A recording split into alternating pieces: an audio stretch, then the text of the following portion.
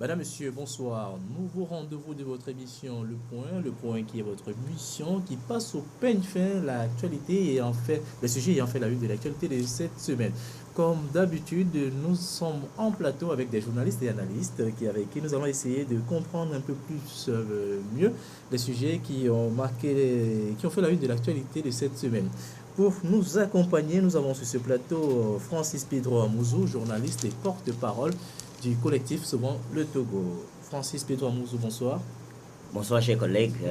Merci de m'inviter à votre émission et bien de choses à vos téléspectateurs. Voilà, c'est un plaisir pour nous de vous avoir sur ce plateau pour la première fois. Également sur ce plateau, nous avons un habitué, Fabrice Pétizi, directeur de publication du journal Le Libéral. Fabrice, bonsoir. Bonsoir et bonsoir aux téléspectateurs. Voilà. Nous allons ouvrir le débat, mesdames et messieurs, avec le premier résultat du conclave tant attendu par les Togolais. Je veux parler du conclave collectif Sauvons le Togo et la coalition Arc-en-Ciel qui a livré déjà ses premiers résultats. Les deux collectifs ou les deux blocs de l'opposition se sont mis d'accord pour la mise en œuvre d'une stratégie commune de lutte pour obtenir des réformes constitutionnelles et institutionnelles et électorales avant les prochaines échéances électorales. Ils sont également d'accord sur la candidature unique et bien d'autres sujets que nous allons essayer, de bien d'autres points que nous allons essayer de développer tout au long de cette émission. Amouzou, Francis Pedro, je vous disais, c'est un plaisir pour nous de vous avoir sur ce plateau et vous êtes là parce que nous allons parler de ce sujet. Le conclave est finalement tombé d'accord sur des points qu'attendaient les Togolais. Les Togolais étaient plus d'accord sur ces points. Exact.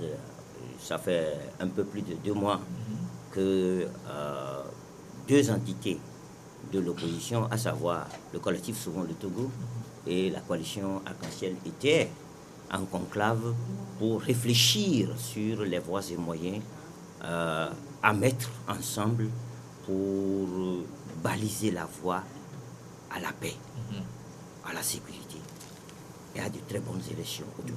Voilà. C'est un conclave. C'est pour cela que beaucoup de choses n'ont pas fusé. Quand bien même il y a eu quelques sorties hasardeuses, l'essentiel du conclave était maintenu. Et hier encore, le conclave s'est poursuivi et il était temps de donner un signal à la population. Et c'est ce qui transparaît dans le communiqué et que vous venez de passer en revue. Voilà. C'est vrai, ça a été ardu, mais ce sont des hommes qui se sont rassemblés pour discuter. Et ce n'est pas la pensée unique. Il y a plusieurs courants, même au sein du CST, il y a plusieurs courants au sein d'Arc-en-Ciel. Il y a que chacun individuellement a une idée de la situation et voulait faire prévaloir ses idées. C'était pas facile, mais il y a eu d'intelligence, beaucoup d'intelligence, je le dis, et c'est le fruit que... Mais j'assure que le groupe même sera livré d'ici peu. Nous allons convier la presse à cela. Fabrice, j'ai été particulièrement surpris d'avoir ce communiqué qui a couché des résultats que peut-être, je peux dire, une partie du peuple togolais attendait, notamment la mise en place d'une stratégie commune, le choix d'un candidat unique et la demande des réformes. Est-ce que c'est également le cas chez vous d'être surpris? Parce qu'on avait eu on avait vu assister à des sorties hasardeuses des uns et des autres, comme l'a tantôt souligné Francis Amouzou Pedro. Oui, moi j'ai été surpris quand j'ai eu la nouvelle comme quoi les deux entités se sont entendues. Mais quand j'ai parcouru la déclaration qui est issue donc de ce conclave, ça m'a fait un peu sourire parce que j'ai pratiquement envie de dire que la montagne n'a accouché que d'une souris.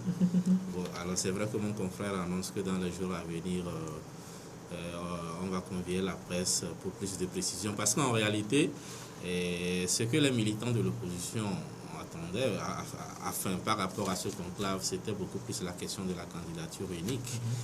Et l'option était là, c'est pour ça qu'on est allé en conclave. Et donc, moi, personnellement, et comme la plupart des Togolais, surtout militants de l'opposition, s'attendait plutôt à ce que la fumée blanche, c'est qu'on sache qui est le candidat, ce candidat unique de l'opposition. Mais quand on nous dit dans le document qu'on a opté pour une candidature unique, je dis le suspense demeure. Le suspense demeure parce que, en réalité, là où le problème se pose très souvent au niveau de l'opposition, c'est qui doit être ce candidat unique de l'opposition. Et quand vous prenez cette déclaration, ça voudrait dire que la question n'est pas résolue. Et ailleurs, on dit oui, tout le monde en parle. Vous allez à Arc-en-Ciel, ouais, à défaut des réformes, il faut un candidat unique. Au CST, on en parle également. Et peut-être qu'on va en parler. L'ANC a procédé à l'investiture de son candidat. L'Arc-en-Ciel avait annoncé les couleurs. Donc, moi, je crois que là où le suspense demeure réellement, c'est qui doit être ce candidat unique de l'opposition. Ce n'est pas l'option d'une candidature unique, parce que cette option a été toujours là pratiquement à toutes les élections. Et là où, à un moment donné, ça a chopé, c'est qui devait arborer les couleurs de l'opposition, comme on l'a eu en 2005 avec Bob Akitani de l'Union des forces de changement à l'époque. Maintenant, est-ce que quand vous prenez aujourd'hui la classe politique, d'abord, quand on prend les deux entités, vous comprenez qu'il y a d'abord des clashs au sein de chaque entité. Et maintenant, quand tout ce groupe-là se réunit, et que tout le monde dise l'option, c'est d'aller à une candidature unique. Mais qui doit incarner cette candidature unique? C'est en fait ça le problème. C'est la grande interrogation. Et donc, moi, je n'ai pas eu de réponse par rapport à cela. En tout cas, peut-être pour l'instant. C'est une stratégie de l'opposition. Je voulais apaiser mon collègue tout de suite, que chaque chose a son temps.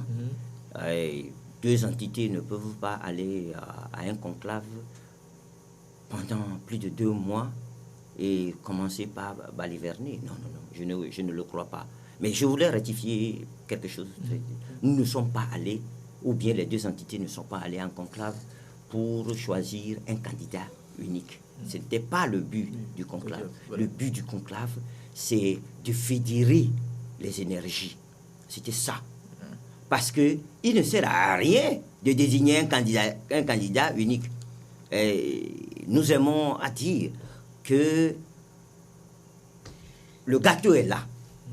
La candidature unique, c'est la cerise sur le gâteau. La candidature unique ne peut pas être le gâteau. C'est le gâteau qu'il faut confectionner et ensuite agrémenter le gâteau de cerises. Et je peux vous assurer que tout est clair et tout est fait. Chaque chose a son temps. On annoncera les couleurs en son temps. Ça, c'est clair.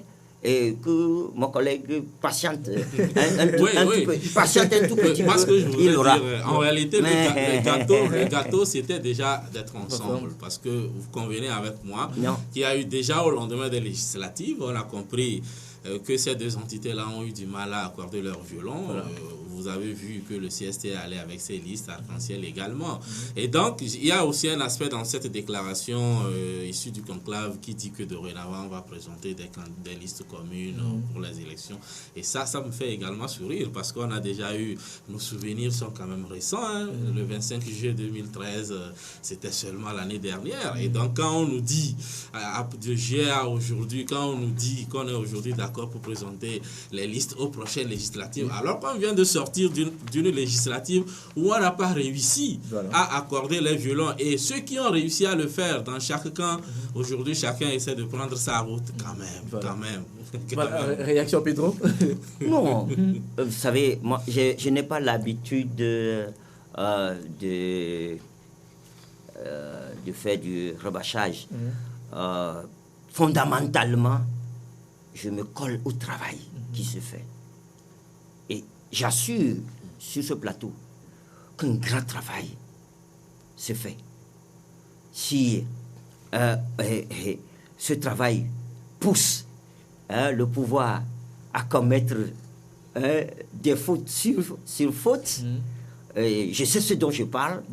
Et je dis aux téléspectateurs qu'un grand travail, ce n'est pas facile de mettre ensemble des gens qui sont compétents, très compétents, effectivement, et qui ont une idée de la gestion de leur pays.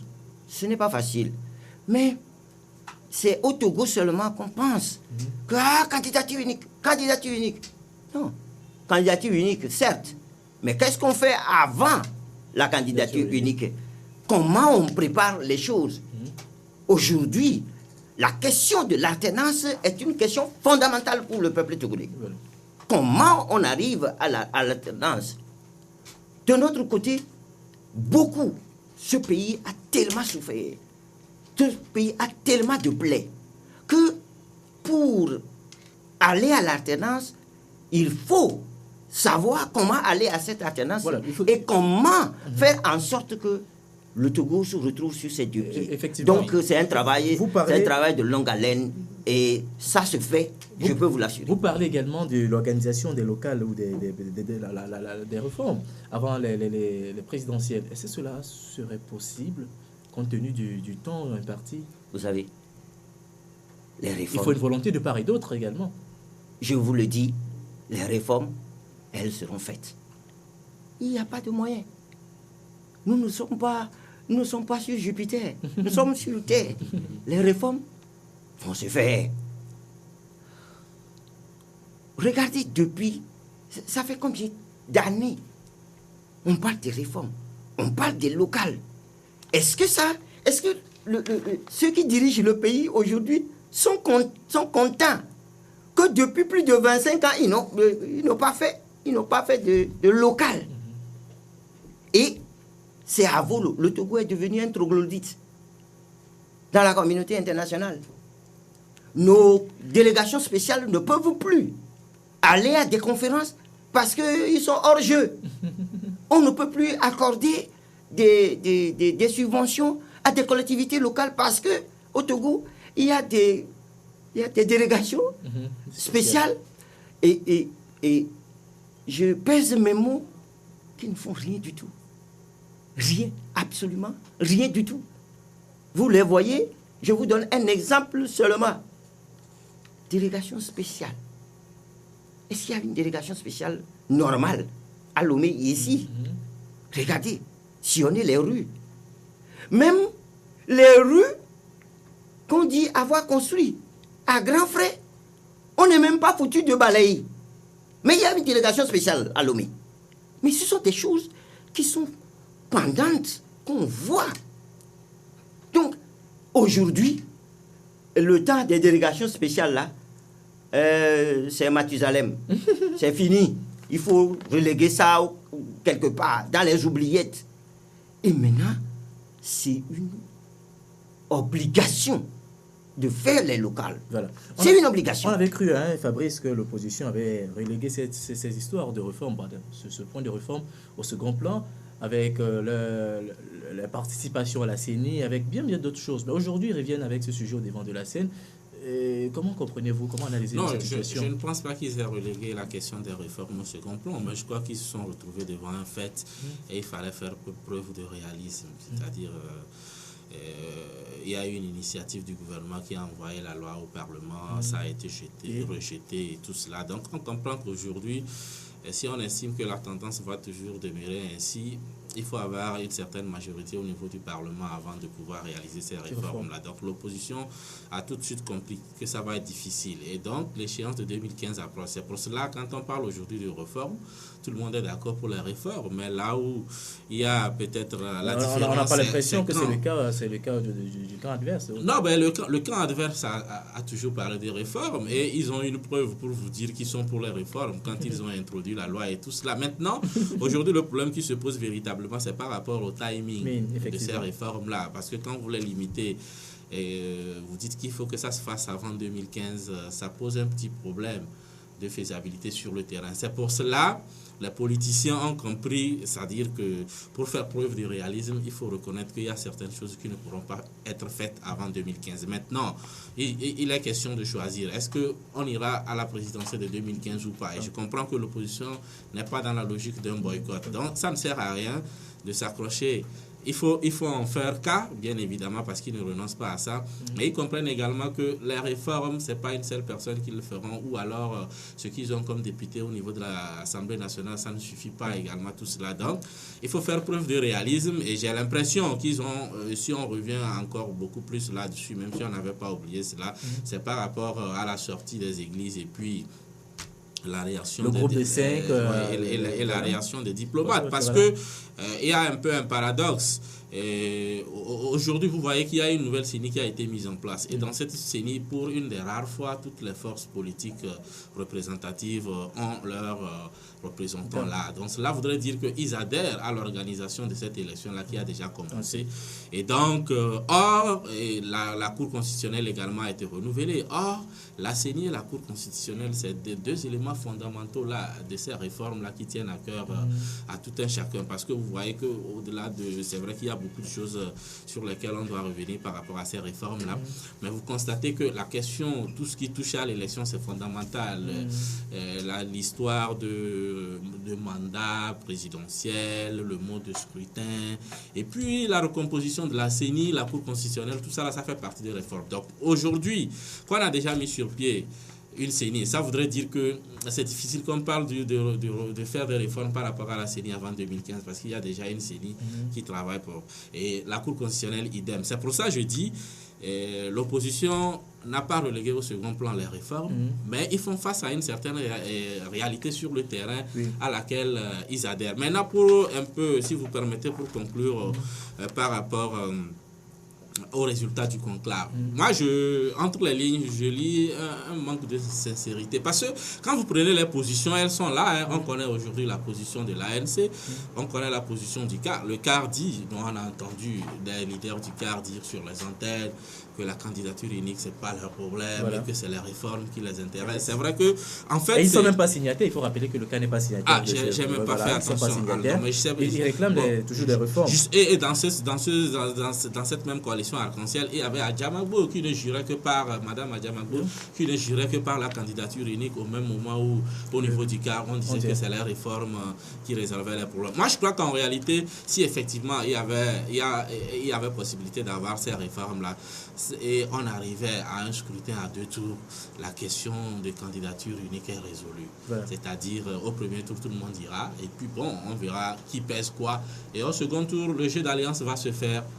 Voilà, la dernière sortie médiatique du président de la Cour constitutionnelle a fait couler beaucoup d'encre et des salives. Fabrice, tu disais tantôt que le gouvernement en place a une bonne volonté, a la volonté d'aller à ces réformes, mais on ne le sent pas avec cette sortie médiatique qui fausse encore tout. Vous savez, le président de la Cour constitutionnelle a manqué de se taire. Il a vraiment manqué de se taire. Et ça, je dis que c'est Dame Nature même qui veut faire voir, qui veut mettre à la lumière chacun d'entre nous. Et le fond, notre fond également. Sinon, qu'est-ce qui poussait le président de la Cour constitutionnelle à faire une telle sortie? Lorsqu'on est président de la Cour constitutionnelle, imaginez que le président de la Cour suprême des États-Unis se mette à donner du spectacle. Mais imaginez ce que ça peut être. Vous n'avez jamais vu, jamais entendu un président d'une haute instance, arbitre suprême, même au-dessus du chef de l'État, arbitre suprême, qui se met à blablablater, à aller dans tous les sens. C'est regrettable pour sa personne. Je crois, sincèrement, je ne suis pas d'accord, en tant que citoyen, de la manière dont la Cour constitutionnelle a été, comme le dit mon collègue, renouvelée. Non, j'ai dit c'est une reconduction. Moi, je parle d'une reconduction. A été reconduit. Mais je me suis dit, peut-être, pour une fois, les messieurs et dames de cette Cour constitutionnelle togolais, ils sont, en voyant tout ce que ce peuple est en train de souffrir, auront la sagesse nécessaire pour ne pas recommencer les mêmes erreurs du passé. Voilà. Mais malheureusement, le président a donné le là. Et ça va le suivre. Voilà. Mais ce que je sais que ça ne sera plus comme avant. Parce que quiconque, je dis bien, quiconque oserait encore flouer le peuple sera frappé d'apoplexie. Voilà. Fabrice le soulignait tantôt, l'opposition n'est pas dans une logique de boycott, et même c'est même bien stipulé dans vos thèses. Mais comment y arriver alors qu'on sait déjà même que déjà au sein de votre conclave, il y a déjà des voix discordantes. Mais je ne sais pas pourquoi ça gêne. Avec le cas je ne vois pas ce qui gêne dans tout ça. Voilà. Je vais vous donner beaucoup d'exemples aujourd'hui pour que vous compreniez. Prenez le Parti socialiste. Vous voyez le ton? C'est un seul parti. Voilà. Vous voyez tout le haut-là que les gens donnent dans ce parti-là. Prenez l'UMP en France. Vous voyez? Prenez aux États-Unis, même le parti qui est au pouvoir, les démocrates. C'est le seul parti, hein. Ils sont seuls. Mais vous voyez des voix dissonantes. Ici, on ne veut pas. On veut que tout le monde s'aligne. Ça dit tout le monde regarde dans la même direction. Je ne suis pas de cet avis. Quand quelqu'un n'est pas d'accord, qu'il le dise et qu'on lui apporte des éclaircissements pour qu'il revienne à la raison. C'est vrai, il y a eu des dissonances, des voix dissonantes. Hein, mais ça ne contribue pas à fragiliser votre dynamique? Non, nullement non.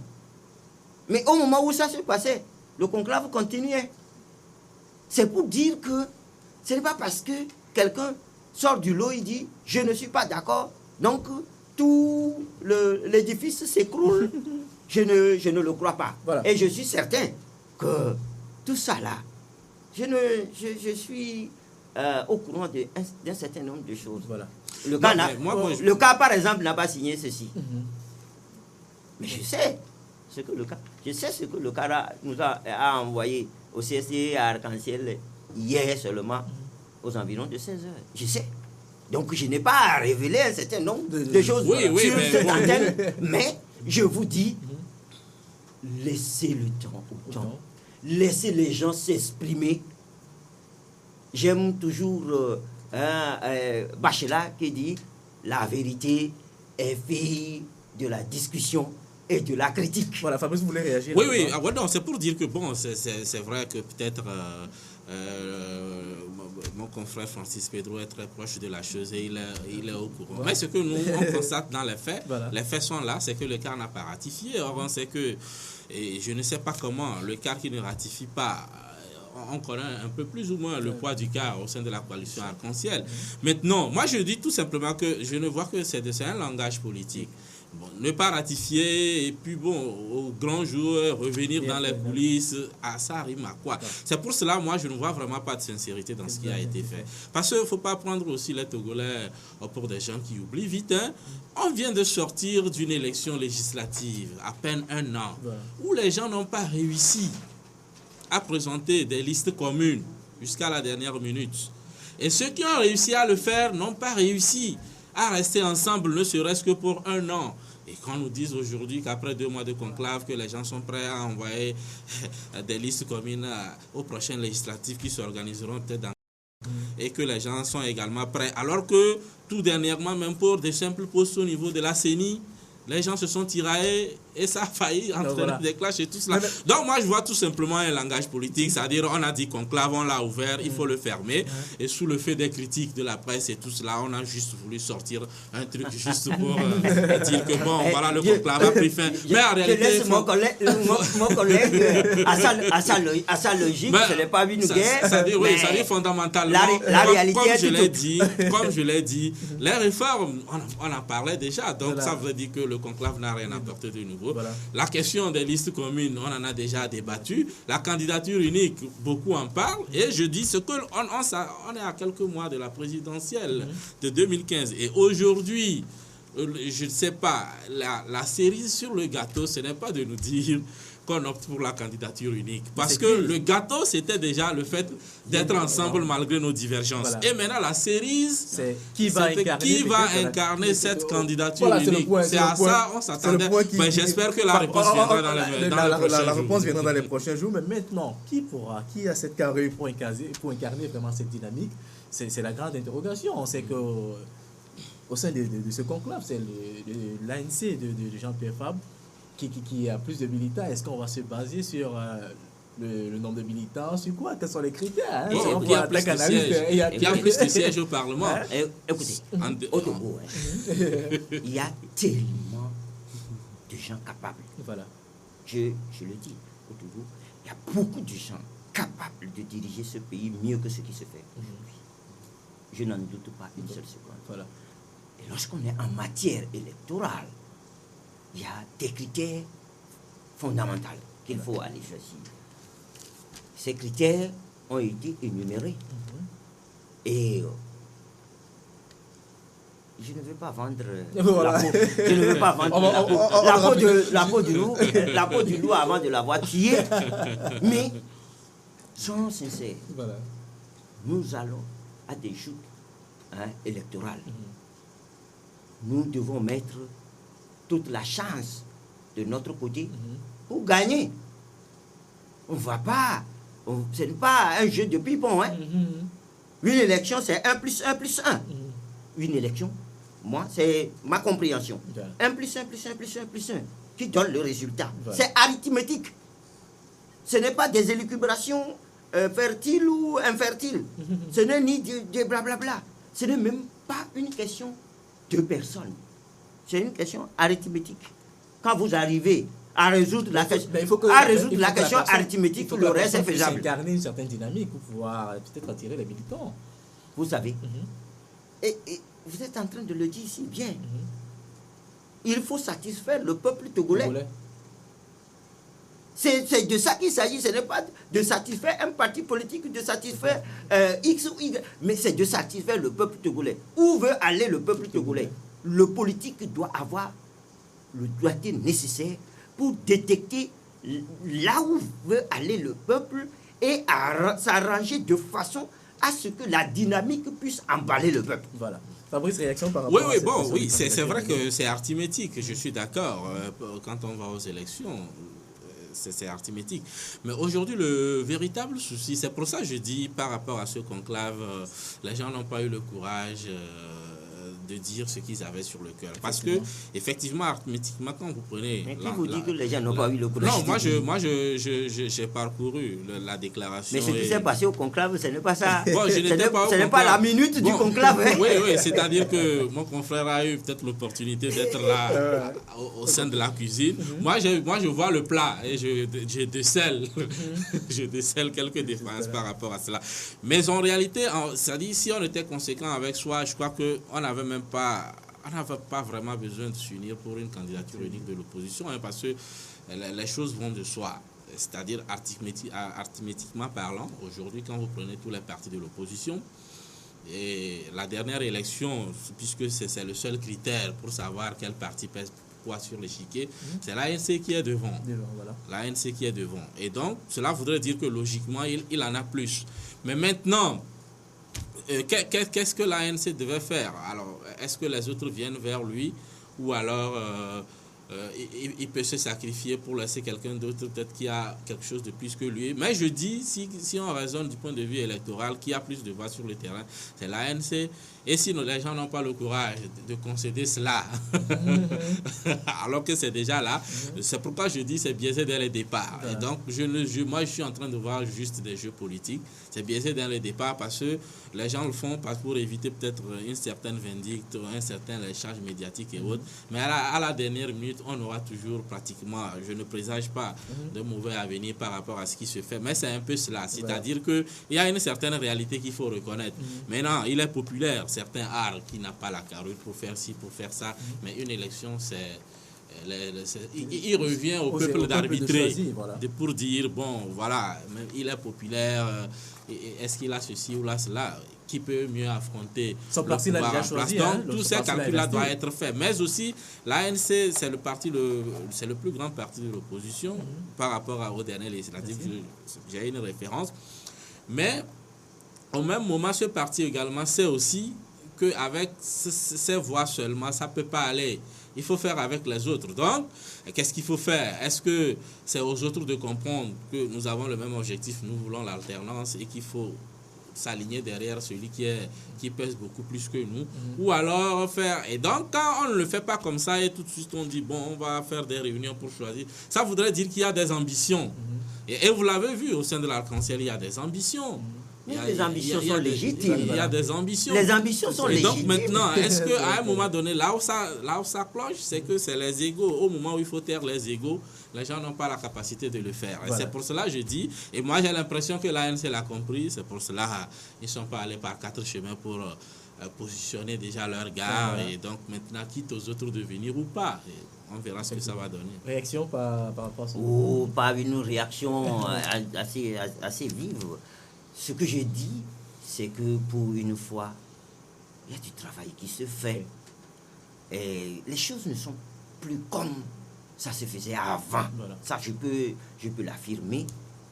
Beaucoup de Togolais, et même au sein du parti au pouvoir, réfléchissent.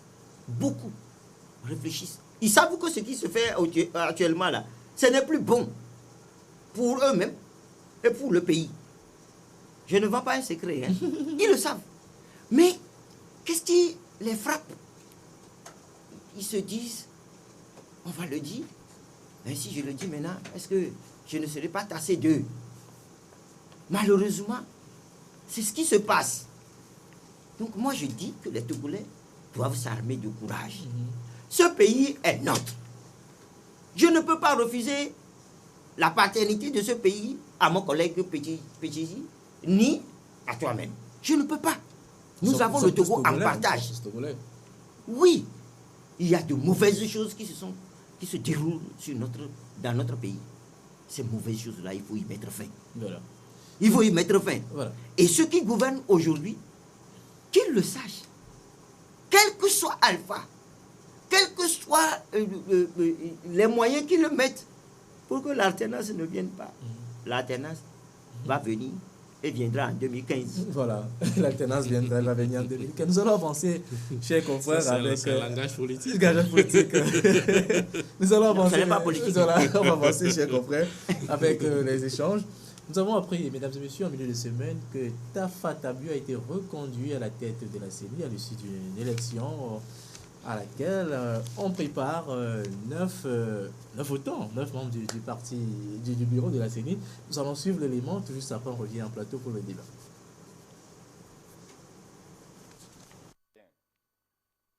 À peine élu, Tafa Tabiou s'est immédiatement empressé de jouer son rôle de nouveau président de la Commission électorale nationale indépendante.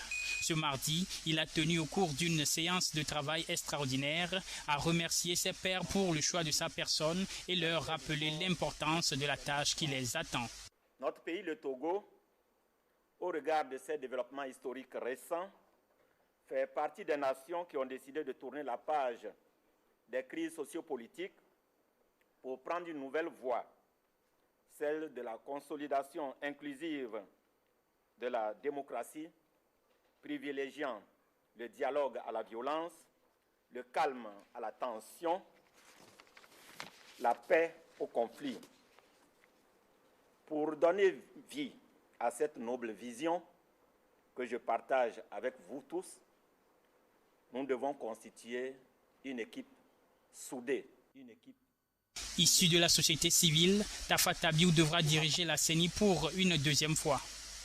Il a eu à occuper la tête de cette institution déjà lors de la présidentielle de 2010. Élu président de la CENI par 10 voix favorables sur 11 votants, il devra mener à bien le processus électoral pour la présidentielle de 2015 et veiller à ce que les résultats issus des urnes reflètent le vote des Togolais. Je voudrais terminer mon propos en vous invitant, distingués collègues, membres de la CENI, à nous mettre résolument à la tâche, motivés par le devoir de servir l'enracinement démocratique pour une paix sociale pérenne et à faire cette profession de foi du Mahatma Gandhi qui dit ceci: c'est bien dans l'effort que l'on trouve la satisfaction et non dans la réussite. Un plein effort est une pleine victoire. Fin de citation.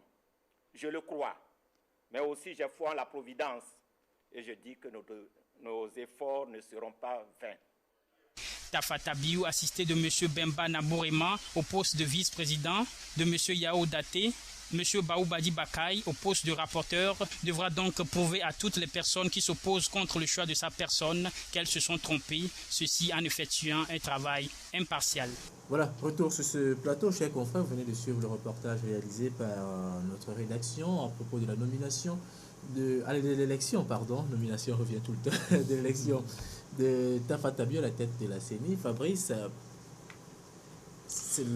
l'élection de Tafa Tabiou cause problème encore parce que l'opposition l'a longtemps accusé d'avoir truqué les élections, d'avoir contribué à prononcer des faux résultats en 2010. Et c'est l'avis que vous partagez également, il cause problème. C'est une accusation. Attends, bon, est-ce que c'est lui qui truque les élections ou en tout cas il contribue je à... sais pas, à lui seul il ne fait pas l'élection. Je crois qu'après lui il y a une cour constitutionnelle, il y a des recours devant la cour constitutionnelle et autres. Donc ça voudrait dire que si ça passe, c'est que la cour constitutionnelle estime.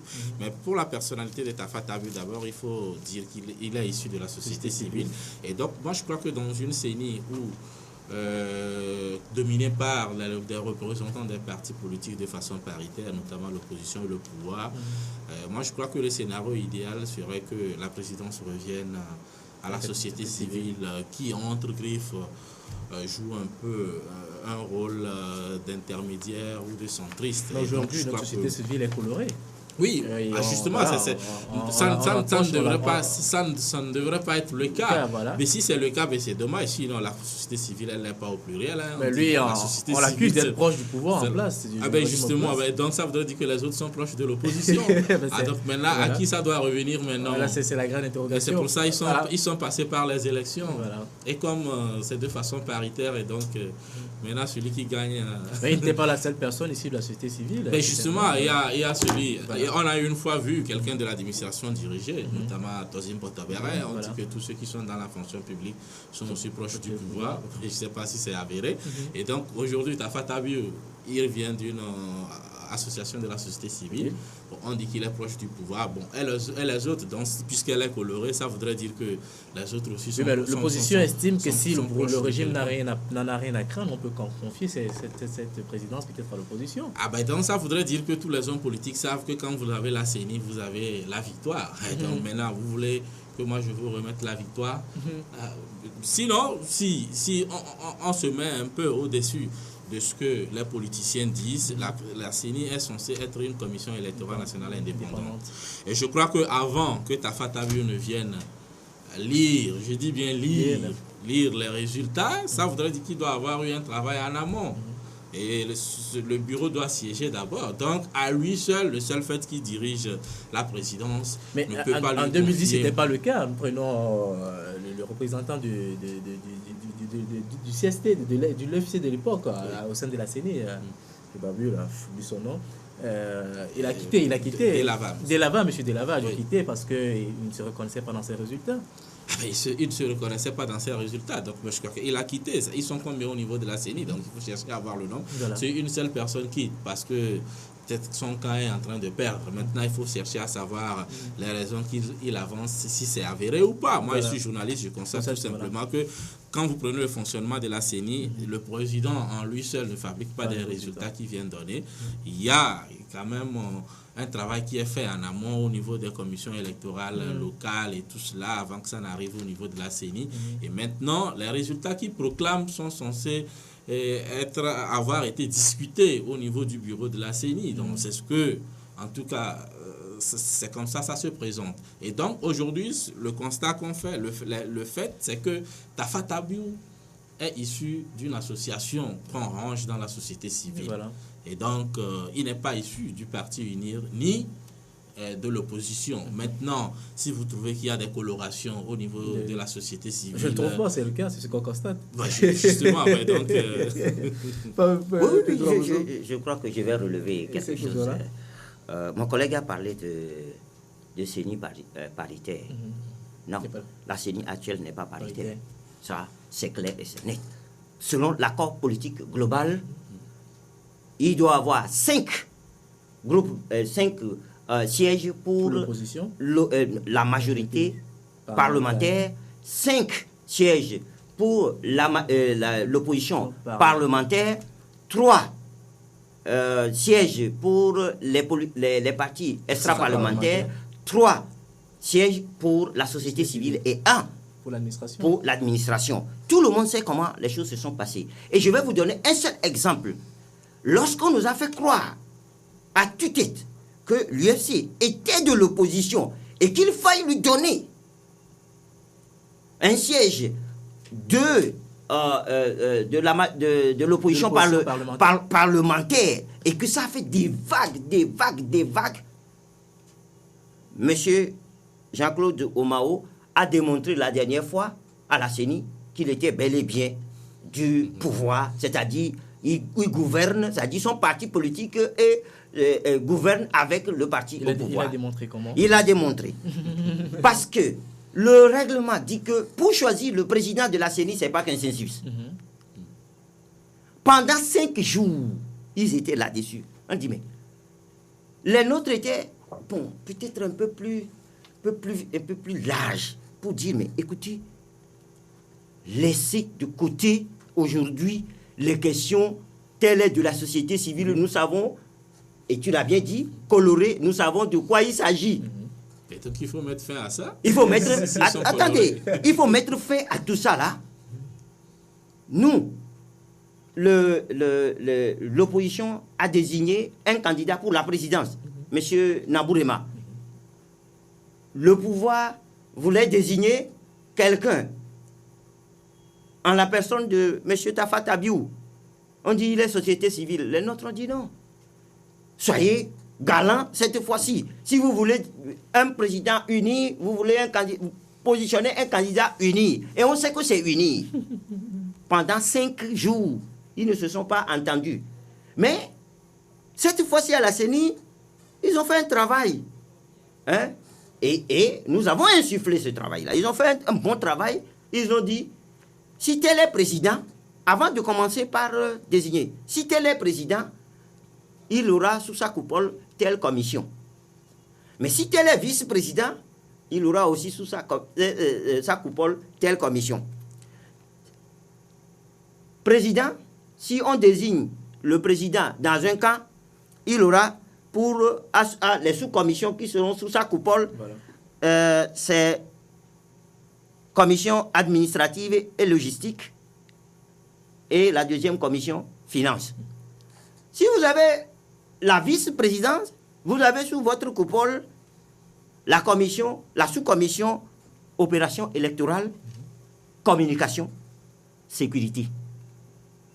Je ne sais pas si vous avez bien compris. Ouais. Les choses ne sont plus comme avant. Donc, lorsqu'il s'est agi de désigner par consensus le président et qui a pendant 5 jours, le parti au pouvoir est venu pour dire attention, dans ce cas-là, nous allons procéder au vote. Les gens ont dit, mais de grâce, vous aussi, vous n'allez plus recommencer les mêmes bêtises. On a dit pas consensus, allons pas consensus. Et ils ont forcé les choses et ils sont allés au vote. Je vais vous dire à peu près ce qui s'est passé. Il y avait 11 dans la salle.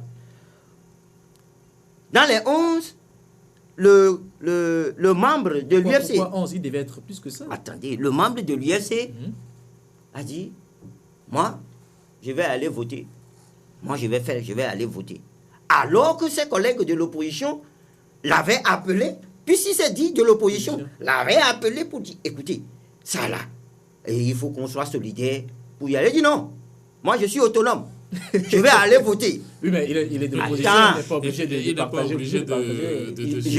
je vous assure, lorsque vous prenez des positions de cette envergure-là, vous faites la démonstration de ce que vous êtes. Oui, alors à supposer, si c'est l'UFC qui avait pris une initiative et demandé aux autres de venir, est-ce qu'ils allaient le faire? Attendez. Ça aussi, il faut se poser la question. Attendez, mon ami qui a parlé tout à l'heure, j'explique les choses aux gens. On y va. Oui, j'explique les choses aux gens. On y va. Et, patatras, il est allé voter pour le candidat du pouvoir. Voilà.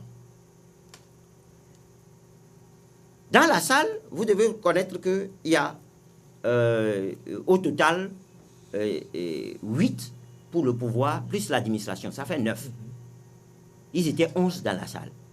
Il y a un qui est allé, en plus du membre de l'UFC, qui a voté contre. Il a dit, moi je vais être dans la salle, mais je vais leur dire que ce qu'ils sont en train de faire là, ce n'est pas bon, je vais voter contre. C'est pourquoi ça a fait 11. Les 6 autres ont dit, mais on ne va pas continuer par faire les mêmes choses, les mêmes bêtises. Nous, on va se mettre à l'écart de ça. C'est quand ils se sont mis à l'écart qu'on a finalement dit que maintenant, on va faire le consensus. Quand ils ont fini de voter de cette façon à la huissarde pour la présidence de la CENI, ils ont dit maintenant on va faire le consensus. Mais les gens se sont tablés sérieusement parce qu'en fin des comptes, l'opération des élections a été très importante aussi. La communication était importante aussi. La sécurité était très importante aussi. Vous allez comprendre pourquoi. Plus tard, nous allons parler, nous allons dire pourquoi on a enlevé la supervision, c'est-à-dire le patronage de la force spéciale des élections, de la tutelle de la CENI, pour le mettre sous la tutelle du ministère de la Défense. Je vous explique, vous allez comprendre. Donc, les gens ont dit, d'accord, soyons intelligents. Et l'intelligence, c'est de prendre l'opération des élections, de prendre la communication, de prendre la sécurité. Il faut que les gens comprennent, les Togolais comprennent. Si on fait, il y a des choses qui se font, mais c'est réfléchi qu'on le fait. Donc aujourd'hui, le président a sous sa coupole la sous-commission administration logistique, finance. Et le vice-président a sous sa coupole l'opération électorale, la communication et la sécurité. Voilà comment les choses se sont passées. On ne dira pas que les gens ne mettent pas de l'eau dans leur vin. Les gens ont tellement mis de l'eau dans leur vin qu'en définitive, ils n'ont plus de vin, ils n'ont que de l'eau. Et on leur demande de mettre encore de l'eau. Non, c'est fini. Oh, c'est fini. Ah bah, voilà comment les choses se sont passées. Voilà comment les choses se sont passées à la CENI. Maintenant, à l'endroit du président de la CENI, tout à l'heure, je l'ai écouté, je l'avais écouté, il a invoqué Mahatma Gandhi. Il a invoqué Mahatma Gandhi. Je suis certain qu'il a bien réfléchi avant d'invoquer Mahatma Gandhi. Mais tout ce que nous disons en ce moment, et en ce qui concerne le CST, tous ceux qui vont encore prendre sur eux de tourner court aux choses seront frappés d'apoplexie. C'est trop grand, trop profond. Bon, moi, je voudrais tout simplement observer ceci. On parle du consensus. À défaut du consensus, qu'est-ce qui se passe très souvent? Parce qu'il faut aussi voir cela. C'était clair que... On n'a même pas fait le consensus avant que les gens ne décident. Moi, je crois que c'était mieux même parvenu comme cela parce que c'était clair, on l'a toujours eu. C'est pas la première fois à la présidence de la CENI. Il y a toujours une bataille autour de ce poste-là. C'est tout à fait normal qu'un parti prenne toujours la tête. Vous voyez que c'est bon. Non, je n'ai pas dit. J'ai dit qu'il y a toujours une bataille autour du poste de président de la CENI. Et donc, quand on me dit consensus, je suis sûr qu'il s'il fallait dégager un consensus jusqu'aujourd'hui, on ne l'aurait même pas eu. Alors donc, maintenant, qu'est-ce qui a été fait? Dans les faits, on constate que, bon, aujourd'hui, quand même, la particularité au niveau de cette CENI par rapport aux autres qu'on a eu précédemment, c'est que tout le monde a adhéré. C'est-à-dire qu'on n'a pas une CENI incomplète où on attend que les autres viennent après et tout cela. Donc, c'est déjà une avancée à ce niveau. Mais il faudrait qu'on nous explique. C'est ce que peut-être mon confrère n'a pas fait comme il aime bien nous expliquer. Qu'on nous explique en quoi la CENI est déterminante dans la victoire de tel ou de tel, puisqu'on sait qu'une élection, elle est organisée par la CENI et puis c'est les gens qui votent. Et ce sont les votes qui sont décomptés et tout cela. Alors, quel est l'avantage quand on prend la présidence? Est-ce qu'il y a un avantage? S'il y a un avantage, là, je comprends les agitations. Et c'est là, je dis, s'il y a un avantage, c'est qu'on ne peut pas... Il va être difficile de trouver un consensus autour de certains éléments. Mais si on nous dit que c'est une CENI qui fonctionne de façon indépendante, et d'ailleurs même les recommandations souhaitées depuis toujours qu'on ait à un moment donné une CENI technique, peut-être pour terre à tout ça là, mais comme on continue toujours à ne pas nous faire confiance, et c'est pour cela aujourd'hui c'est des gens politiques qui dominent également cette CENI. Donc si on me démontre qu'il y a un avantage à avoir... à être à la CENI, donc bon, là je vais comprendre cette agitation-là qui se fait. Mais si on se dit qu'on y va pour faire un travail de façon indépendante, là, bon, je ne vois pas en quoi ne pas avoir la présidence peut gêner tel ou tel individu. Non, voilà. Je vais répondre à mon collègue. normalement, on ne devait pas répondre, nous sommes là dans un débat, mais je vais lui donner une simple explication. Pourquoi il y a bataille autour de la présidence? Ce n'est pas une bataille pour dire, si moi je suis là, donc parce que l'autre était là, il a volé les élections, moi aussi je vais venir, je vais voler les élections. Non, ce n'est pas cela. J'ai été membre d'une CELI. J'ai vu ce qui se passe. J'ai dit, j'ai été membre. Au moment où on n'a même pas fini le dépouillement, nous étions là le lendemain de l'élection. Il sonnait 11h et quelques. On était encore à dépouiller les urnes à la CELI. Des documents étaient préparés pour partir à la CENI. N'eût été ma vigilance. Je dis bien, n'eût été ma vigilance. Attends, je comprends Mieux. pas. Le dépouillement se fait où? Il y a un premier dépouillement qui se fait dans les urnes. Oui. Et on note tout ce qui Là, est... on a déjà les résultats. Non, mon ami, c'est pas encore fini. Un second dépouillement se fait à la CELI pour voir la conformité des choses, pour voir si le travail a été bien fait. Et ce travail-là, nous l'avons commencé à la CELI, à notre CELI, aux alentours de minuit, le jour du vote. Mais tenez-vous très bien, à 22h, on annonçait déjà des élections, on annonçait déjà des résultats. Or, la CENI à laquelle à laquelle vous appartenez, à laquelle j'appartiens, est la CENI qui pouvait donner la première des résultats. Ce n'est que 82 bureaux de vote. Et 82 bureaux de vote circoncis dans un périmètre où à 2 minutes vous ramassez tout. C'est ce que je dis. Pourquoi les gens font des efforts pour que la présidente de la CENI puisse être quelqu'un de correct pour ne pas flouer les gens. Et je vous dis, en 2013, la présidente a floué les gens. Je sais ce dont je parle. Voilà. Oui, moi là où ça me pose problème, ça c'est Francis Pedro qui le dit. Malheureusement pour moi, il n'est pas indépendant. Et donc, ça c'est un peu difficile de jauger de la crédibilité de ses propos ici. Donc, dans la mesure, c'est pour cela.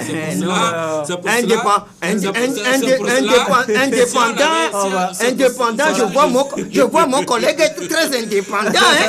Moi, je n'étais pas. Les journalistes ne siègent pas dans les commissions électorales locales où je. Et donc, c'est pour ça que je dis, lui, il représentait un parti politique. Non, je ne représentais pas un parti politique. J'étais au titre de la société civile.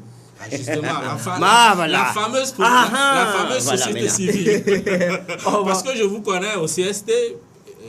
Très dynamique au niveau du collectif Sauvons le Togo. Exact. Je ne sais pas par quelle alchimie maintenant. Ce n'est pas une alchimie. Donc c'est pour cela les propos de... C'est mon confrère, moi je l'ai connu comme journaliste et je l'appelle toujours confrère. C'est pour ça que ces propos souffrent un peu de crédibilité à mon niveau. Parce que il est un peu le chargé de communication d'une entité qui est allée à ces élections-là et qui estime avoir été flouée. Donc logiquement, ça ne me surprend pas les démonstrations qui viennent d'être faites. Malheureusement, je n'ai pas la possibilité... Elle ne peut pas être erronée aussi, ces démonstrations. Mais bon, enfin, si tu adhères à ce qu'ils disent, sinon tu ne m'as pas encore prouvé que ce que j'ai dit, je le dis publiquement. Parce que ça vient de quelqu'un qui n'est pas indépendant. Voilà. Et ça aurait été peut-être un observateur ou je sais quoi, peut-être que je pouvais m'attarder là-dessus. Mais quand ça vient, c'est comme quelqu'un d'UNIR aussi peut venir tout à l'heure nous dire voilà, tout a été fait normalement et autres. Ça aussi, en tant que journaliste, je ne peux pas prendre ça comme argent comptant. Voilà. C'est pour cela aussi les propos de mon confrère qui entre-temps s'est retrouvé de ce côté pour siéger au sein. C'est une prouesse quand même. Je savais que mon collègue allait venir sur ce chapitre-là en m'indexant de X. Non. Je suis clair dans ma tête. Ouais. Je reste journaliste. Ça, c'est le premier point. Deuxième point, je me fonde sur l'article 21 de la Déclaration universelle des droits de l'homme qui me dit que tout ce qui concerne mon pays, tout ce qui concerne l'élection, la démocratie, j'ai le droit de parler, j'ai le droit d'agir. Voilà. Non, je ne vous refuse pas. Alors, donc, je me fonde, je ne fais pas d'amalgame. Mais seulement quand vous parlez, peut-être qu'il va falloir préciser non, à quel titre. Je ne fais pas d'amalgame. C'est pour cela. Il faut préciser à quel titre. C'est pour cela qu'il ne m'a pas vu être candidat à quoi que ce soit. Voilà. C'est pour ça que je on va clore la page. Propos, si ça aurait été, si vous étiez là au niveau de la CELI en position de journaliste, j'aurais beaucoup plus pris ça avec du sérieux. Voilà. Non, parce que l'œil du journaliste est un peu...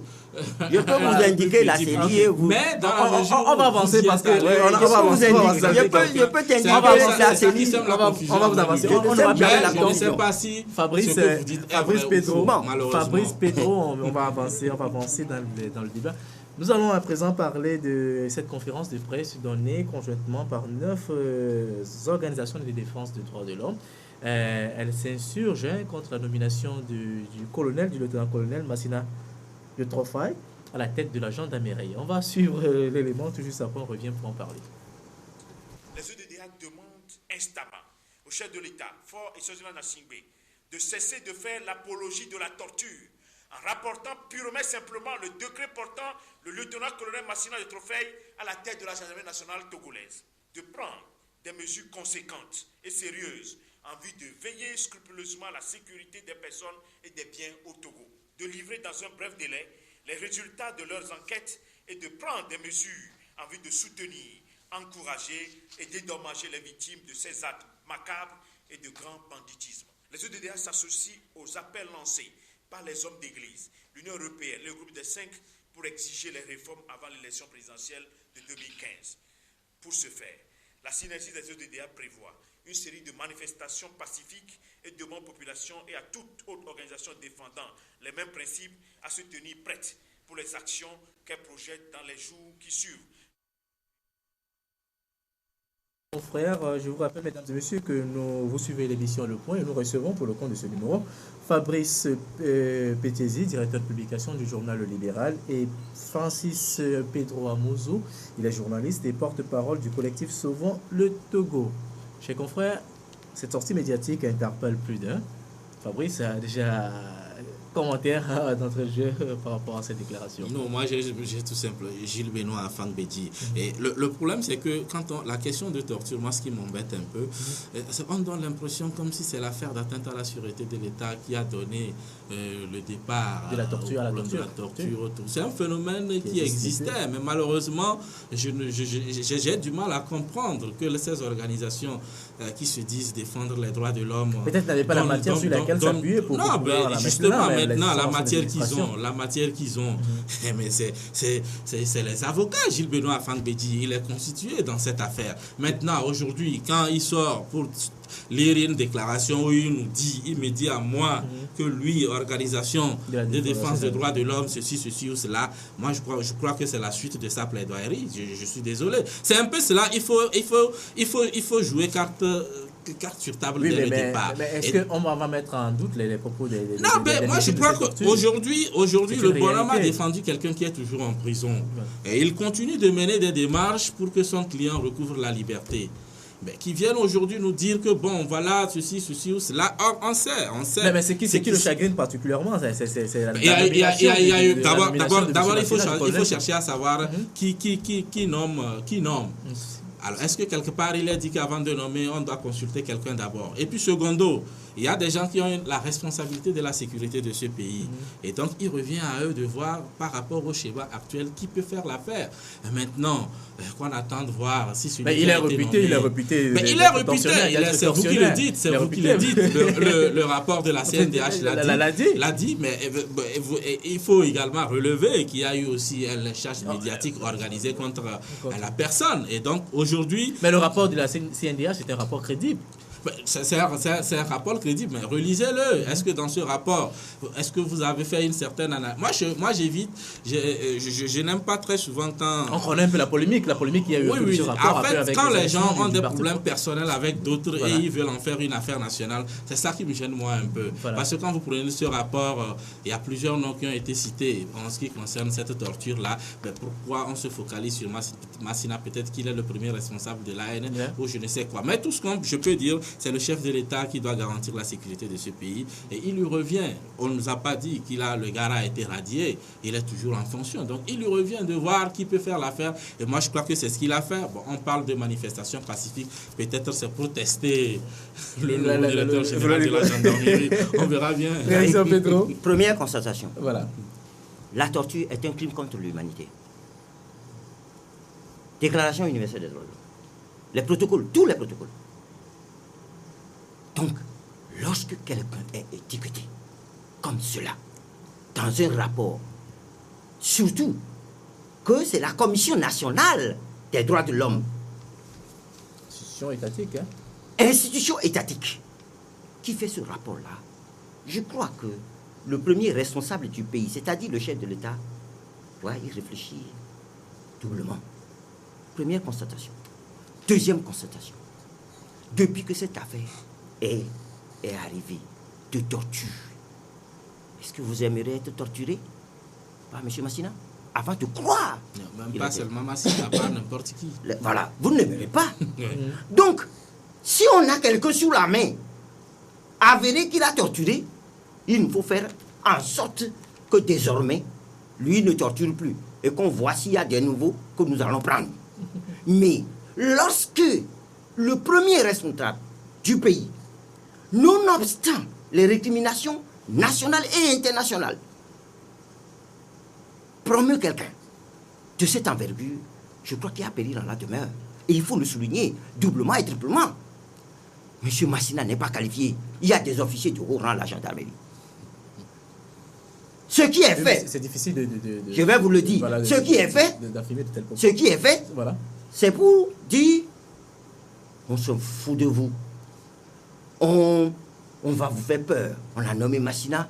Si vous tentez. Massina vous fait peur. Attends, non, j'ai dit, ce qui est fait, la nomination de Massina, c'est qu'on s'en fout de vous. Nous nommons Massina, nous le connaissons tortionnaire. Si vous osez, il va vous torturer. C'est le message qu'on envoie. Mais ce message-là, ça n'effraie plus personne. Ça, il faut le dire, souligner. Ça n'effraie plus aucun Togolais. Monsieur Massina, si mal lui prend, eh bien qu'il torture les Togolais. Mais Fabrice Pétissi, c'est qui un peu moi, même si chacun est un tout petit peu, c'est cette nomination. Le chef de l'État parle du climat d'apaisement. Le nom de cette personne a été cité dans un rapport connu de tous. Est-ce qu'il fallait forcément reprendre cette personne et la mettre à la tête de la gendarmerie? Allez parcourir les rapports par rapport à la violation des droits de l'homme qu'on a eu depuis 2005 et puis les années précédentes et autres, ceux de Général Eyadema et autres. Alors si vous y allez là, vous retrouvez des noms qui aujourd'hui sont en fonction. Bon, je ne sais pas. C'est pour ça que je dis la question de Massina. Est-ce qu'on doit-on continuer dans la bêtise? C'est pour cela que je dis, j'ai l'impression que on ne peut pas continuer dans la bêtise. Certains ont un problème personnel. Ce n'est pas un problème personnel. Le colonel Massina, c'est un peu ça. Parce qu'on a l'impression comme si la torture, mais aller dans les unités et tout cela au niveau de police, gendarmerie, il y a des moments où on met les petits larcins, on les torture pour avion et tout cela. Mais les organisations ne disent rien là-dessus. Alors est-ce que c'est parce que c'est une affaire d'atteinte à la sûreté de l'État où on retrouve même des gens qui avaient même cautionné cette torture-là à une certaine époque? Est-ce que c'est à ce niveau? Moi, c'est un peu ça qui me gêne. Ça fait partie des cas de torture, mais quand on se focalise là, je vois un business derrière qui me... Ce n'est pas un business. Qui me met mal à l'aise. C'est loin d'un business, mais c'est la focalisation, c'est de dire au chef de l'État, vous avez l'impérieux devoir de ne pas mettre à la tête des institutions sécuritaires des gens reconnus tortionnaires. Voilà. Et ça, c'est un mauvais signe qu'on envoie à l'international et à la nationale. Ce n'est pas bon. Je serai à la place du chef de l'État que je trouverai des officiers valeureux.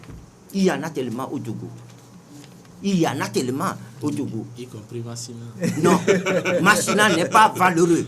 Massina, certes, a eu la formation qu'il faut, mais il a transgressé les lois nationales et internationales. Voilà. À cet effet, il doit être frappé. Mais ce que nous disons, je vais le répéter encore, tous ceux qui croient qu'ils ont la capacité de brimer leurs concitoyens, cette fois-ci, ils seront frappés d'apoplexie. Mais malheureusement, c'est le chef de l'État qui nomme, voilà. il l'a nommé. Bon. Non, le chef de l'État a tort de le faire. Le chef de l'État n'est pas un dieu. Est-ce qu'il devait se concerter avec Pedro pour... Non, je ne dis pas qu'il se concerte. Le bon sens conduit le chef de l'État. Le chef de l'État n'est pas chef de l'État pour lui. Il est chef de l'État pour la nation. Dans ce cadre-là, il doit refléter les désirs de la nation. C'est de ça qu'il s'agit. Voilà. Donc, le chef de l'État qui nomme un tortionnaire... La nation ne se résume pas... Dit que lui-même, il est tortionnaire. C'est ce qu'il dit. Merci à vous, Fabrice. Merci, cher confrère. Merci, cher confrère Fabrice Pétiesi. Je rappelle rapidement que vous êtes le directeur de publication du journal Le Libéral. Merci également à vous, Francis Pedro Amouzou, journaliste et porte-parole du collectif Semons le Togo.